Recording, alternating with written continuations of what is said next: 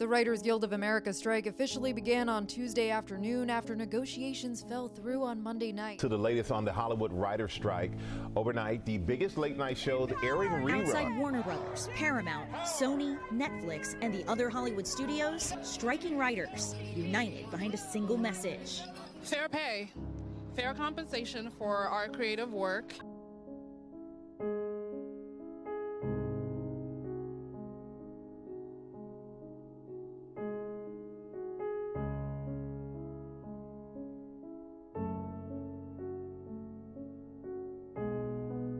I see a very concerning future for the industry personally. I see a lot of jobs being taken away, both by AI and just the way the studio system and kind of production is moving.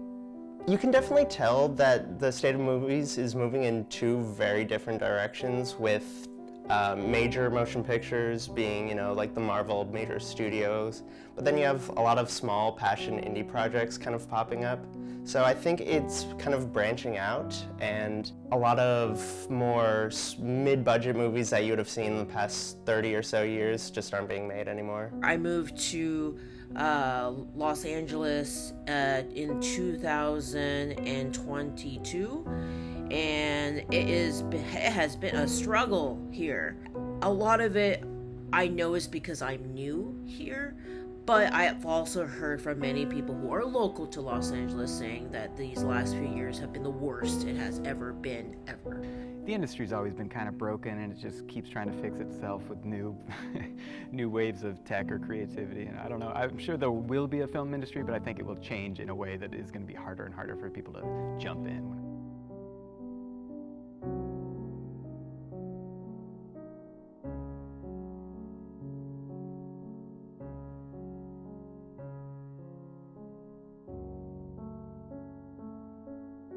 There's nothing like being in a room, a very large room like we have upstairs, where we can see 300 people and show them a film as it was intended, in a room with great sound.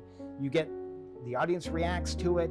They see things that they've never seen before by the nature of showing those films in the form that they were intended to be shown. I think it's such a ritual going to a movie theater. It's, in some ways kind of a religious experience, not to be over dramatic about it, but I think there's something beautiful about being in this room surrounded by people who are watching just the same thing as you and all experiencing it together. When they're at home just clicking like, oh, let's watch this thing on Netflix, and you're distracted, it's not the same as like taking a risk, driving to a theater, being like, all right, I'm gonna plunk my money down for this. I'm gonna spend 2 hours with these people. There's risk involved, right? And then the reward is that experience, right?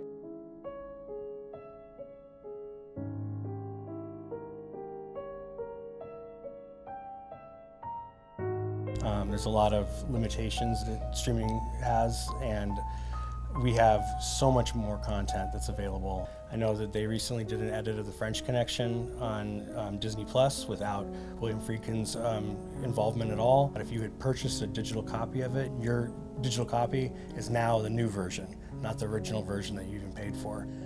I owned the store up until 2018 when Hollywood took it over, and a long time ago, back in 2000, I think it was 11 or 12, I was worried about streaming taking over everything and worried about losing customers. And I could see my box office, so to speak, going down. And that's when I got real worried.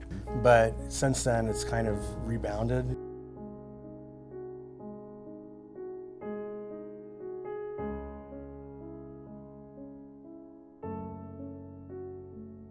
Netflix isn't really concerned with making film for film's sake. They're not talking about the art of film or like how do you tell the story visually using a camera. What they're worried about is numbers.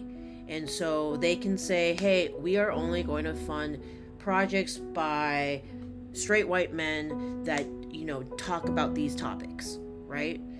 And that's what sucks. So at what point does the studio talk to ChatGPT or some other tool and say like, all right, we need an 86-minute script that we can sell to 2 top-tier talents, and some studio executive is gonna be like, cool, got that script, thank you. And they're gonna go out there and they're gonna sell it to a few people. Here's the thing, if I know that that script was generated by AI, I'm not gonna go see it.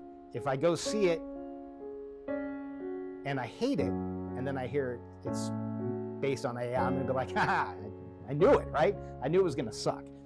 What worries me is the point where no one mentions that AI was used, and the movie comes out and it does great box office, and all of a sudden that executive who made the decision to use AI is like, told ya, look how much money we saved. We didn't have to pay a writer.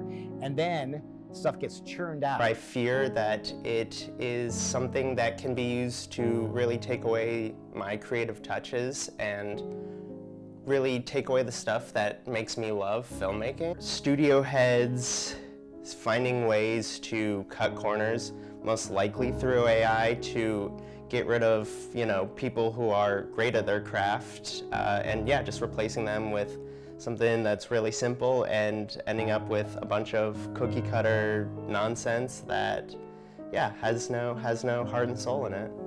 Everything was moved film, and now it's digital. Now it's different. I got friends of mine that have worked really hard in the industry that are younger than me by 10 years, and they took early retirements because they didn't want to they couldn't fit in with digital. As a filmmaker, when you're sitting down, especially when you're writing a script, don't you want your ideas to be your ideas?